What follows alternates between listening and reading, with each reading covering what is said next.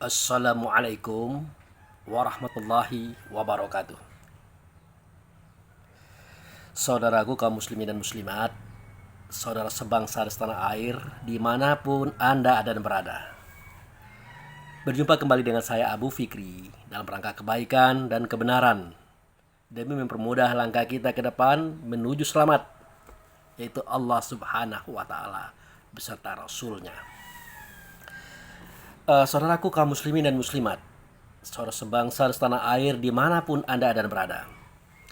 Video ini saya dedikasikan buat salah seorang saudara saya, Abu Fikri Lovers, yang tinggal di Selayar. Nah, ini sebuah penghargaan bagi saya, bahwasanya beliau meminta kepada saya untuk menyembelihkan hewan kurbannya, yaitu seekor kambing.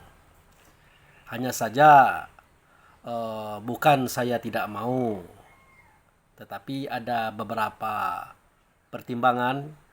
Pertama, kalau kita berkurban dengan seekor kambing, itu biayanya lebih mahal ketimbang kita berkorban dengan sapi. Jadi kalau sapi itu untuk 7 orang, itu bisa 2.600.000, 2.800.000, bahkan bisa 3 juta per orang. Tapi kalau kambing itu normalnya 3,5 juta sampai 4 juta. Jadi lebih besar lagi biayanya ketimbang sapi, kerbau. Begitu. Hanya saja di akhir zaman ini para ulama, katakanlah ulama mu'takhirin, ya, ulama di akhir zaman itu bersepakat bahwa boleh kurban dengan onta, kerbau, sapi, ya, untuk 7 orang demi memberikan kemaslahatan sosial. Artinya gimana? Dengan 7 orang tadi ya bisa dibagikan dagingnya lebih banyak ketimbang kambing. Itu. Kalau kambing ya paling enggak berapa kilo? 4 kilo ya satu kambing itu kalau tidak salah ya. Atau 5 kilo lah, katakan begitu. Nah, itu hanya dapat dibagi untuk 5 orang. Tetapi kalau sapi, untuk perkurban itu sendiri ya, untuk peserta kurban itu sendiri, kadang-kadang bisa dia dapat 5 kilo. Pertama dia 2 kilo untuk pribadinya dia, kemudian ya mungkin 3 kilo untuk dibagikan di masyarakat sekitar lingkungan dia, yang dibagikan oleh panitia kepada dia. Jadi begitu. Nah, saran saya kepada saudara-saudaraku yang hendak berkurban dengan kambing 1 ekor, yaitu 1 orang, yaitu tadi resikonya, harga kambingnya mahal ketimbang harga sapi kalau satu ya. Tapi kalau patungan sapi jadi murah. Jadi murah dia. Sekitar 17, 20, ya paling besar lah 25, paling besar itu. Tapi tergantung dengan diri kita masing-masing. Nah, ini saya sampaikan kepada saudara saya yang ada di Selayar tadi. Ada baiknya untuk sementara ya, untuk saat ini biarlah dulu kita sembelih sendiri atau kita ikut acara kurban di masjid-masjid dengan menyumbangkan uang yang sudah disiapkan sebanyak 2.800.000 itu. Karena pada hakikatnya memang betul kita pengen kurban itu ataupun hewan itu dikembalikan roh dan jiwanya kepada Tuhan, karena mereka juga datang daripada Tuhan. Nah, tetapi kan kadang-kadang yang menyembelih itu juga tidak tahu itu. Kadang-kadang etika penyembelihan juga kasar, tidak manusiawi, sampai-sampai hewan itu menangis, hilang kelopak hitam matanya karena ketakutan, darahnya menyemprot, dan waduh, semua ini adalah efek daripada ketidaktahuan ya, ketidakmengertian. Tapi alhamdulillah di daerah Jawa sudah ada orang yang membuat sebuah kerangkeng dari besi. Jadi sapinya tinggal masuk, kemudian diapit dengan sebuah teknik, kemudian direbahkan. Jadi tidak melahirkan ketakutan, bahkan tidak melahirkan kesakitan yang bersangatan. Dia tenang, enjoy, dan yang menyembelih juga enak, rapi. Nah, fungsi otak kita ya, supaya kita jadikan dia tempat menyalurkan akal fikir, yaitu tadi mencari solusi, mencari jalan dan berpikir bagaimana caranya hewan ini tidak takut, tidak sakit, dan kita pun menyembelihnya juga tidak susah, tidak repot. Daripada kita menyakiti, menendang, memukul dan macam-macam, itu tidak baik. Sangat-sangat tidak manusiawi. Kenapa sudah demikian? Kita kan tidak tahu sejarahnya itu. Sejarahnya itu adalah mereka itu adalah hamba yang sama dengan kita. Dari sononya itu Nur Muhammad ini dibagi. Nur Muhammad ini dibagi, ya, ada yang berada dalam tubuh yang terbuat dari cahaya, itulah rombongan Jibril, Mikael, Israel, Israfil, Raqib, Atid, Munkar, Nakir, Malik dan Ridwan dan seterusnya itu. Nah, para malaikat itu ruh dan jiwanya sama dengan kita. Cuman casingnya saja terbuat dari cahaya. Nah, kemudian Nur Muhammad tadi ada yang dijadikan casingnya itu daripada tanah. Nah, itulah dia Nabi Adam, Idris, Nuh, Hud, Lut, Saleh, ya, Ibrahim, Ismail, Ishak, Yakub, Yusuf, Ayub dan seterusnya ke bawah sampai ke kita. Nah, kemudian ada lagi Nur Muhammad itu, ya, casing tubuhnya itu terbuat dari api. Itulah bangsa jin, yaitu Azizal bin Janu beserta kroni-kroninya yang disebut dengan iblis, jin, setan itu. Jadi para malaikat, kita, jin, isi dalamnya sama, Nur Muhammad, nur yang satu. Ada dia berbentuk ruh, ada dia berbentuk jiwa. Kalau jiwa itu ada pada tubuh kita masing-masing. Kalau ruh dia sudah ada di dalam tubuh kita seketika dia berusia 4 bulan 10 hari. Jadi waktu itulah Allah dan Rasul meniupkan dia ke dalam tubuh tersebut. Nah, begitu kira-kira. Assalamualaikum. Waalaikumsalam. Nah, nanti kita sambung lagi acara ini karena ada tamu. Oke, lanjut.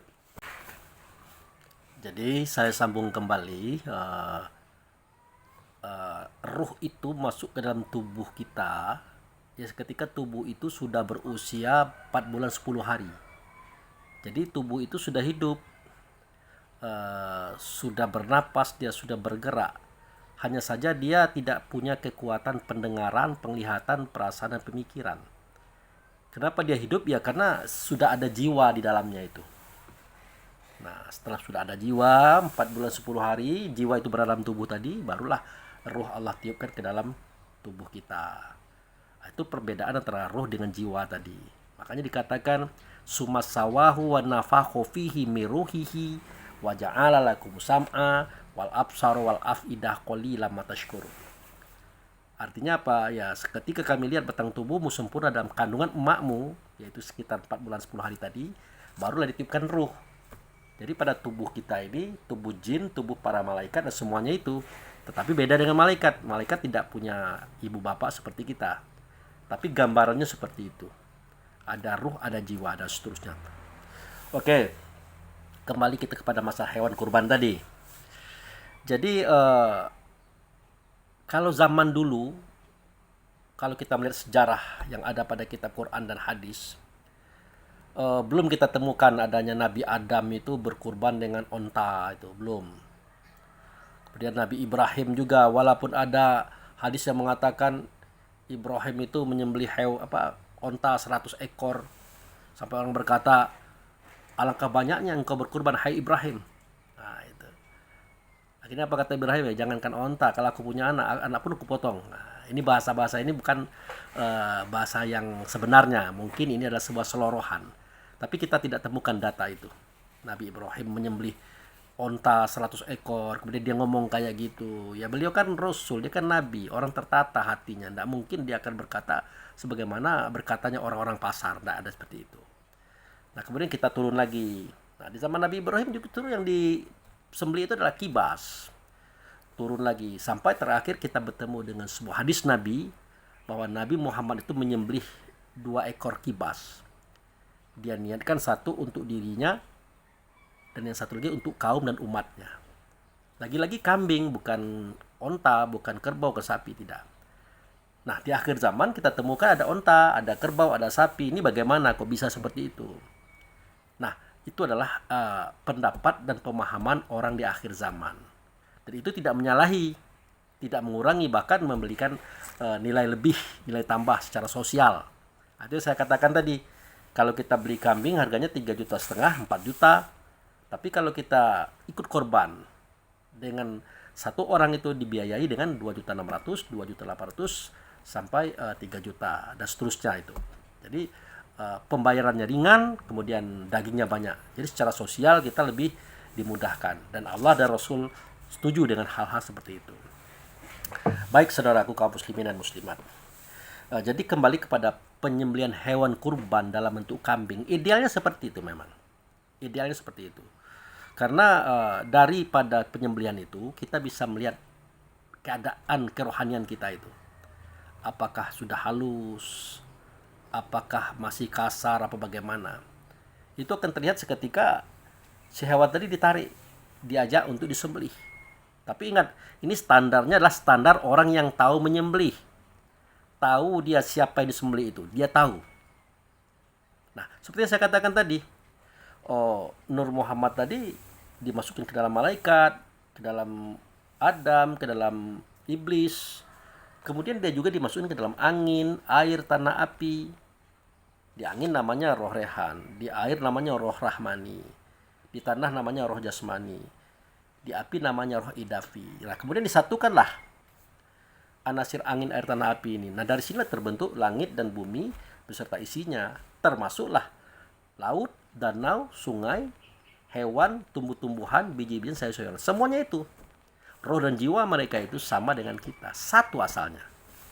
Nah, oleh karena fisik tadi berbeda, maka kadar cara berpikir, cara berperasaan, cara berusaha dan berjuang otomatis tidak sama. Ya, jangankan kita dengan hewan, kita dengan tumbuhan, kita dengan alam, kita sesama kita saja antara suami istri, hanya berbeda kelaminnya saja, satu laki-laki, satu perempuan, itu cara berpikirnya sudah berbeda. Cara berperasaannya sudah berbeda. Cara dia berperilaku sudah berbeda. Apalagi dengan makhluk yang memang berbeda dengan kita. Nah, itu. Nah, kemudian penyembelihan hewan. Nah, penyembelihan hewan ini ya harus kita antarkan itu. Karena semua Nur Muhammad, semua ruh yang disebut dengan ayat tadi, baik ruh yang dalam bentuk ruh ataupun dalam bentuk jiwa tadi, semuanya bermula dari Baitullah Hakikat. Dibawalah dari Baitullah Hakikat, masuk ke dunia. Nah, di dunia ini ada pintu transisi antara akhirat dan dunia, antara ghaib dan zahir. Nah, posisinya tepat di depan Ka'bah itu. Tepat di situ. Dan ditandakan dengan Hajar Aswad. Makanya semua makanan, semua minuman, semua pekerjaan, semua perilaku kita yang baik-baik, apalagi kurban ya, itu tidak bisa kita sembarang potong. Pertama kali, orang yang memotong itu tahu siapa dirinya, siapa yang disembelih, bagaimana sejarahnya. Sehingga ada perlakuan sopan santun, adab terhadap hewan potongan tadi, hewan sembelihan tadi. Nah, seketika kita tidak menyembelihnya, jelas boleh di rumah, boleh di kebun, boleh di masjid, boleh di rumah jagal, tetapi ingatan kita, perasaan kita, kesadaran kita membawa sembelihan itu ke sisi Baitullah Hakikat. Tapi oleh karena tidak mungkin, maka cukuplah di sisi Ka'bah saja. Di situ kita sembelih dia, setentang Hajar Aswad. Oh, apa benar begitu? Coba kita uji. Kita bawa kambing, kita sembelih di dekat Hajar Aswad, di depan Ka'bah. Kalau begitu kena marah kita. Diusir kita oleh askar. Karena bukan begitu maksudnya itu. Maksudnya adalah secara hakikat, secara rasa, secara ingatan, secara kesadaran. Kita bawa ke situ, bukan bendanya kita bawa ke situ, saudara. Nah, begitu juga sholat, puasa, zakat, haji. Pada hakikatnya begitu cara kita melakukan. Karena semua ibadah itu bukan ibadah tubuh. Yang beribadah itu adalah ruh kita. Tubuh hanya casing. Nah, itu perlu kita pahami. Maka wajah tubuh itu adalah perasaan, ingatan, kesadarannya. Itulah wajah tubuh. Kesadaran tadi. Nah, kalau wajahnya kita. Kalau wajah tubuh ya ini. Nah, kalau wajah ruh kita, wajah diri kita, itulah rasa, ingatan, dan kesadaran. Nah, jadi kita bawalah hewan sembelihan tadi ke pinggir Baitullah ataupun Ka'bah tadi, disitulah kita sembelih dalam bentuk rasa, ingatan dan kesadaran, bukan dalam bentuk realnya. Artinya boleh kita di Bengkulu, di Padang, di Selayar tadi, di Jawa, di mana-mana. Silakan menyembelih tubuhnya. Tapi ingatan kita, perasaan kita, kesadaran kita membawa dia ke sisi Baitul Atiq atau Baitullah atau Ka'bah yang ada di bumi. Nah, itu kita lihat dalam surat Al-Hajj, ya. Al-Hajj itu ayat 33. Nanti saudara lihat di situ ada kalimat yang berbunyi lakum fiha manafi'u ila ajali musamma. Nah, bagi kamu pada hewan-hewan itu terdapat manfaat hingga pada waktu yang ditentukan. Nah, maksudnya adalah ya seperti kerbau bisa dijadikan membajak, sapi perah bisa diambil susunya, ayam bisa diambil telurnya, bebek juga begitu seterusnya. Jadi hewan-hewan itu mempunyai manfaat. Tapi tidak selama-lamanya, ada masanya dia tidak bermanfaat lagi. Untuk hal seperti itu, maka dialihfungsikan sebagai hewan sembelihan, hewan untuk santapan, dan termasuk hewan kurban ini tadi. Nah, ingat, apapun alasannya, di dalam tubuh kita, di dalam tubuh para malaikat, tubuh jin, tubuh langit, tubuh bumi, tubuh hewan, buah-buahan bijian, ada yang sama dengan kita. Namanya Nur Muhammad, disebut ruh dengan jiwa. Makanya kita perlakukan seperti itu. Jadi bagi kamu, pada hewan itu tadi terdapat beberapa manfaat hingga pada waktu yang ditentukan. Kemudian summa mahiluha illal baitil atiq. Nah, kemudian seketika kamu hendak menyembelihnya, kamu hendak membunuhnya, kamu hendak menceraikan jiwa, ruh dengan tubuhnya di sisi Baitul Atiq.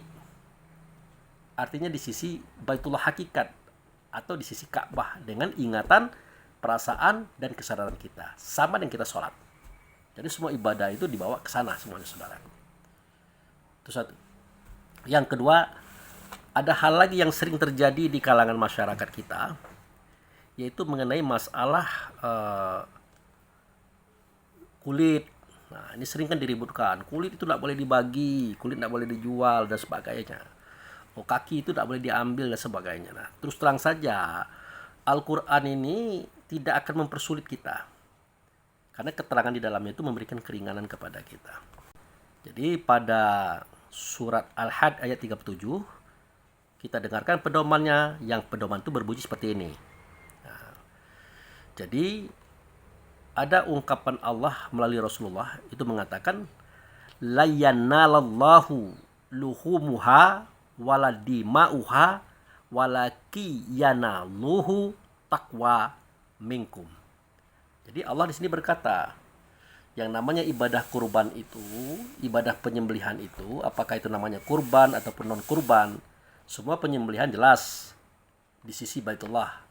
Itu surah Al-Hajj ayat 33. Nah, pada surah Al-Hajj ayat 37 menjelaskan yang sampai kepada Allah itu adalah niat, keikhlasan dan ketakwaan kita seketika mempersembahkan uang kurban itu kepada pengurus, kepada panitia. Itu yang paling penting. Ikhlas apa tidak dia? Nah, itu. Kalau ikhlas, berikan. Nah, Allah cuma melihat itu.